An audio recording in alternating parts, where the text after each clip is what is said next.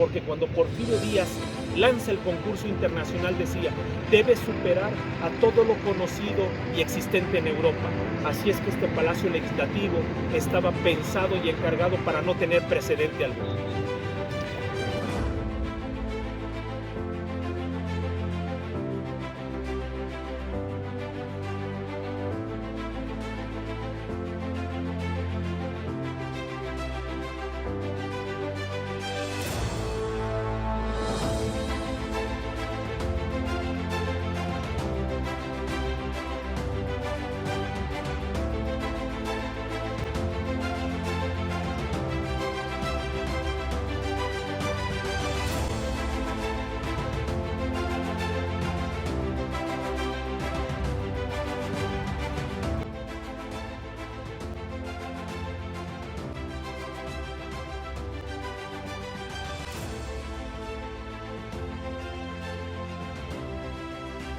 Bueno, Emil Bernard va a ser el arquitecto que gana el concurso, que ha lanzado a principios del siglo XX Porfirio Díaz en todo el mundo. Llegan proyectos de Rusia, de Italia, de Estados Unidos, de España, obviamente de México, de Francia, de Alemania, es decir, el mundo se ha interesado. La voz de Porfirio Díaz era una voz de autoridad en todo el mundo. Emil Bernard va a ser este arquitecto francés que obtiene el primer lugar. Podemos imaginar ese concurso donde Adamo Guari, el arquitecto de Bellas Artes, en ese concurso queda en segundo lugar, en un triempate que se da en ese momento para un segundo lugar, junto con algunos otros arquitectos italianos y norteamericanos. Estudiado en la Escuela de Artes de Francia, en París, y posteriormente ingresa a un taller arquitectónico o un estudio arquitectónico muy interesante, porque ahí se va a ganar el concurso para construir el Palacio de la Ópera de París, conocido como el Palacio Garnier.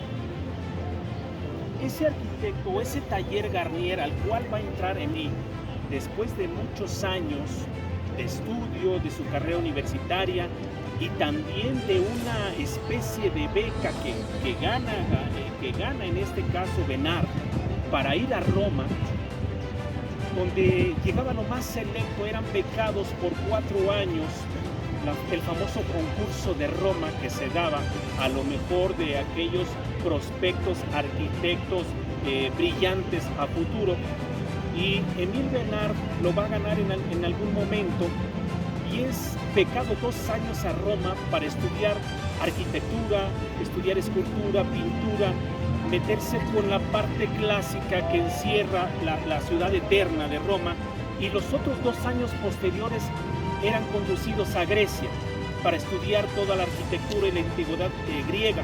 Así es que Emil Bernard va a ser un arquitecto hecho no solo en París, sino es un arquitecto que va a conocer la antigüedad clásica, tanto en pintura como en escultura, en orfebrería, en arquitectura, en procesos constructivos. Es un arquitecto muy completo.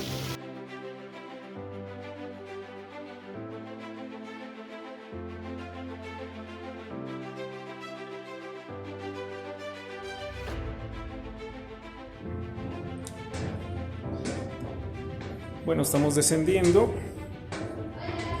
a este entramado, que es una serie de crujías. Literalmente estamos frente a unas crujías donde seguimos admirando ya prácticamente a nivel de cimentación el monumento a la Revolución. Y bueno, vemos literalmente los materiales, el sonido del acero.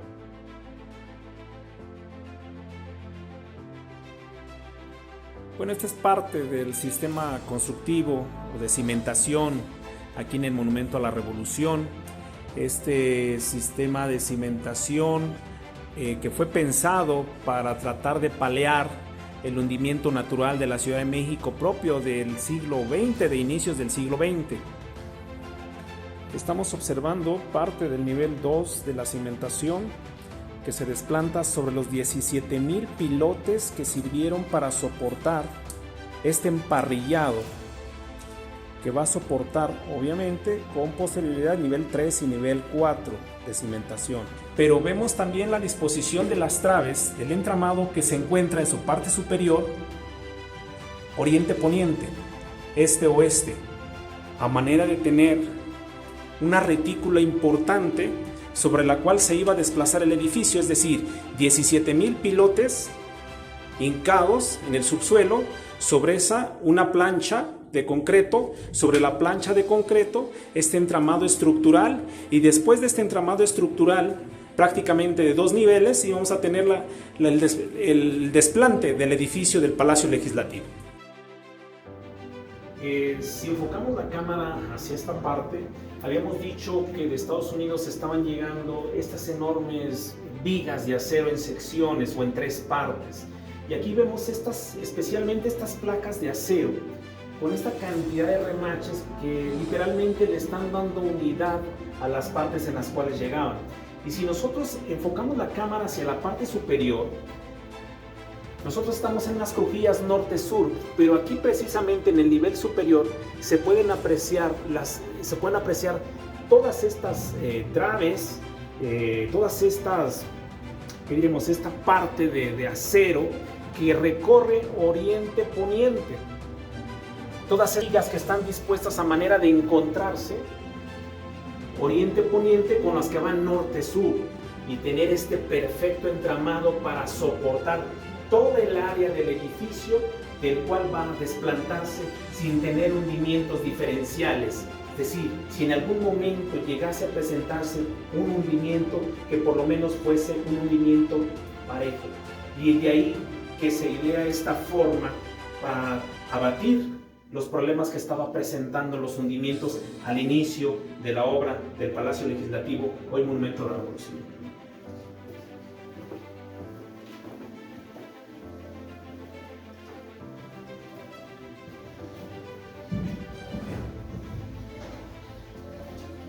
Bueno, y qué decir en esta parte, especie de corte que ha quedado dentado sobre esta estructura, en esta sección.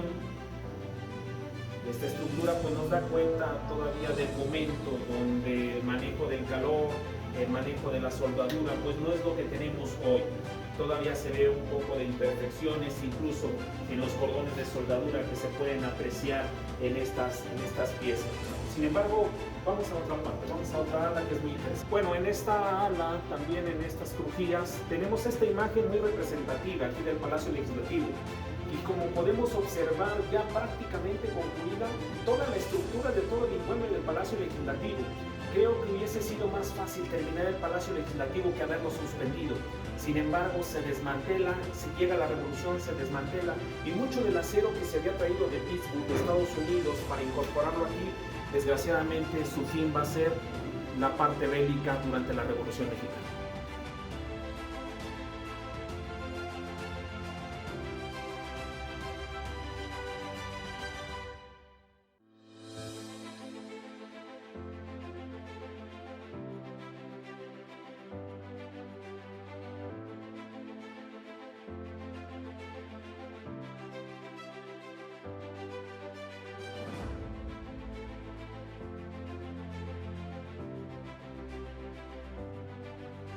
Bueno, la gran belleza de las esculturas que estaban llegando de distintas partes del mundo, particularmente de Europa, como es el caso de estas cariátides hechas con mármol de Carrara, que revestirían la entrada del Palacio Legislativo y algunos otros edificios, qué decir del águila majestuosa que ya coronaría la cúpula del patio central del Salón de Pasos Perdidos, que hoy se encuentra en el Monumento a la Raza, o los leones a la entrada del Castillo de Chapultepec, o las cariátides que, como dijimos, están a la entrada también del Palacio de Bellas Artes. Así podemos dar idea de la concepción de este maravilloso edificio sin precedentes que fue el Palacio Legislativo.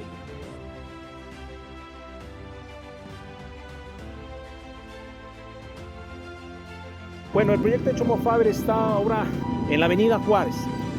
A mi costado izquierdo, el hemiciclo a Juárez. A mi costado derecho, la otrora iglesia del Corpus Christi, construida a principios del siglo XVIII, 1720, que en la actualidad alberga el Colegio de Notarios de la Ciudad de México. En la parte trasera podemos ver el monumento a la Revolución y efectivamente todo esto se conoce como la línea de poder. Esa línea de poder de Porfirio Díaz, a propósito de que el monumento a la Revolución iba a albergar el Palacio Legislativo, que se le había encargado el proyecto a Emil Benard. Si giramos 180 grados, podemos observar la Torre Latinoamericana y la continuidad con la calle de Madero, es decir, esta línea de poder iba a corresponder desde el Palacio Legislativo, hoy Monumento a la Revolución, pasando por Reforma, que en aquel entonces la estatua ecuestre de Carlos IV, conocida como el Caballito, se encontraba ahí, Juárez y Bucareli, esta continuidad sobre la avenida Juárez hasta llegar aproximadamente al hoy eje central, donde está la disposición de la Torre Latinoamericana, la Casa de los Azulejos, que todavía se puede apreciar desde este punto, y continuar sobre Madero hasta prácticamente Palacio Nacional. ¿Qué se apreciaba de Palacio Nacional? La parte norte de la entrada principal.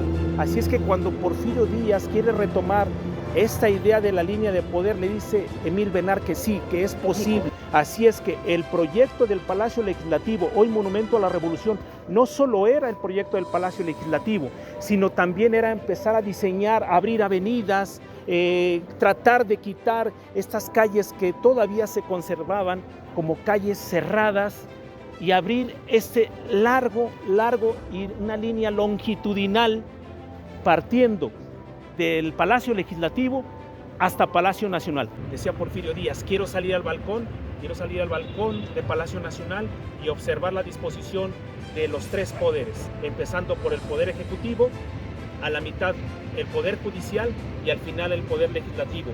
Y de ahí que se encarga esta emblemática edificación del Palacio Legislativo, hoy Monumento a la Revolución, y que sin lugar a dudas hubiese sido por los estudiosos y los conocedores del tema, quizás una de las obras o de los palacios o de los recintos más bellos del mundo, porque cuando Porfirio Díaz lanza el concurso internacional decía, debe superar a todo lo conocido y existente en Europa.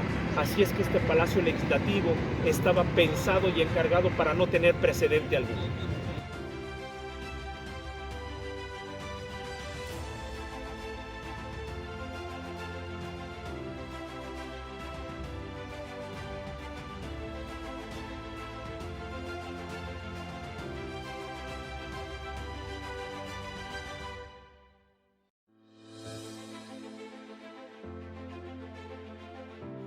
Este es el Salón de Pasos Perdidos, que iba a tener una circunferencia con un diámetro de aproximadamente 30 metros.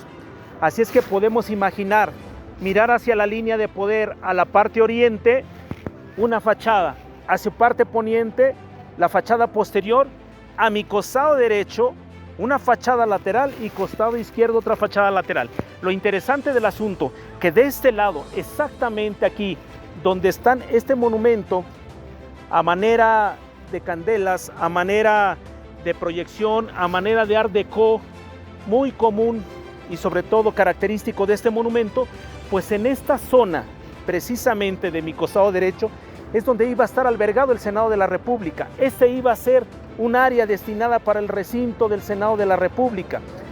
Y si vemos hacia la parte izquierda, esa área iba a ser precisamente para la biblioteca.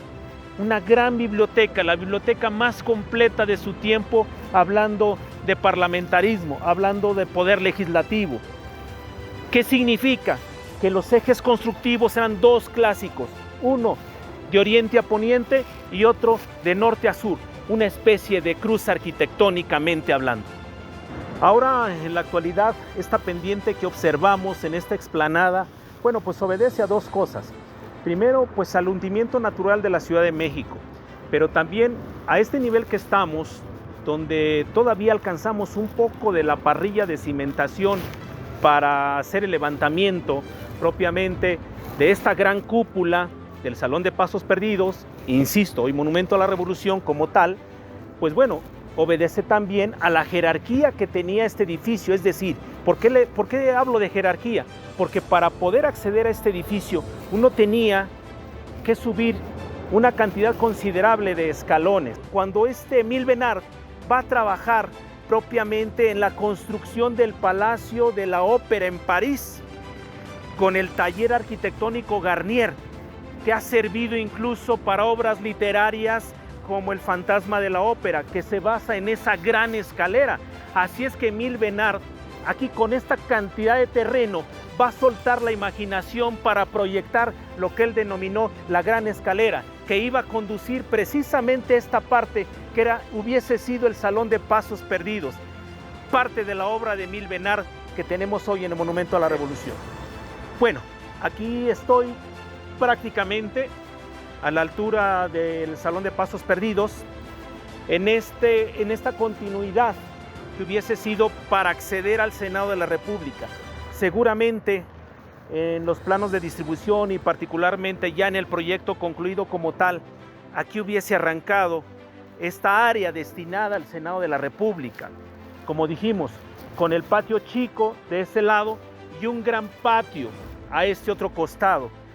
Pero esta parte que da hacia el sur del Monumento a la Revolución era la que había sido pensada, imaginada y destinada para el Senado de la República.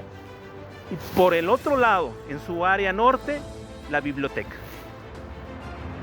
Así es que podemos imaginar este gran monumento, lo que hubiese sido estar en la parte baja, en el primer nivel de este monumento, de este Palacio Legislativo, mirar hacia la parte superior y observar y admirar una cúpula a 60 metros de altitud, pero además una cúpula embellecida con orfebrería, una cúpula embellecida con esculturas, con pintura. No la imaginemos como hoy, que ha sido revestida en Art Deco y que es un mausoleo. Imaginémosla como tal, un gran recinto, el más hermoso de América y seguramente uno de los más hermosos del mundo.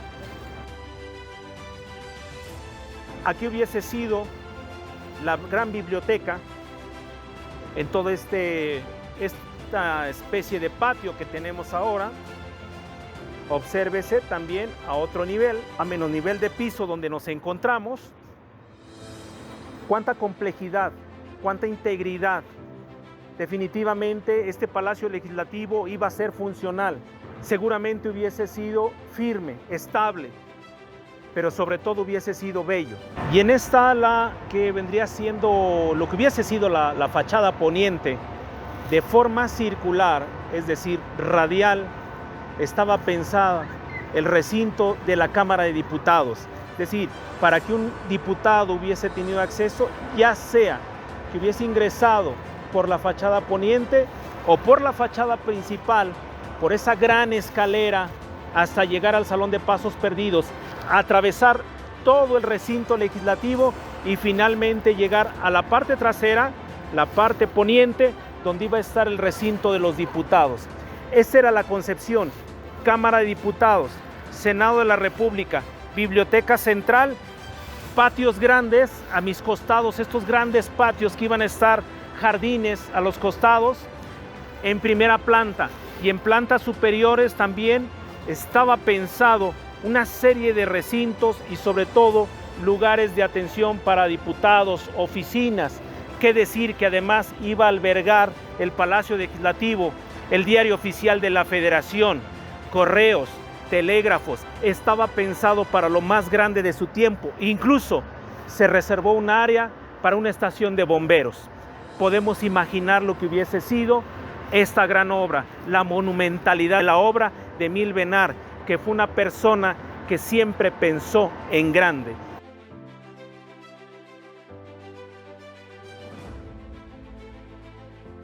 La línea de poder Porfirio Díaz terminaba aquí. El poder ejecutivo en el Palacio Nacional. El poder judicial en la Alameda, a la altura de la Alameda, hoy Alameda. El poder legislativo aquí. Nada podía superar a la obra monumental que coronaría el porfiriato, el culmen de Porfirio Díaz para 1910, prácticamente para el centenario de la independencia. Ni el Reichstag de Berlín, ni la Asamblea en París, mucho menos el Capitolio en Estados Unidos, ninguna asamblea, ningún parlamento podía estar por encima de lo que concibió Émile Bernard, el sueño inconcluso de Émile Bernard y el sueño inconcluso de Porfirio Díaz. El Palacio Legislativo hoy Monumento a la Revolución. Y quisiera rememorizar y traer al día de hoy las palabras de ese gran arquitecto, constructor, de ese gran pensador de la antigua Roma, que señalaba que para que una edificación permaneciese para la eternidad debía cumplir con 3 elementos. Una obra debía ser estable, funcional y bella. Este proyecto inconcluso cumplía con todo. Proyecto hecho Mo Faber, espera haya sido de su agrado.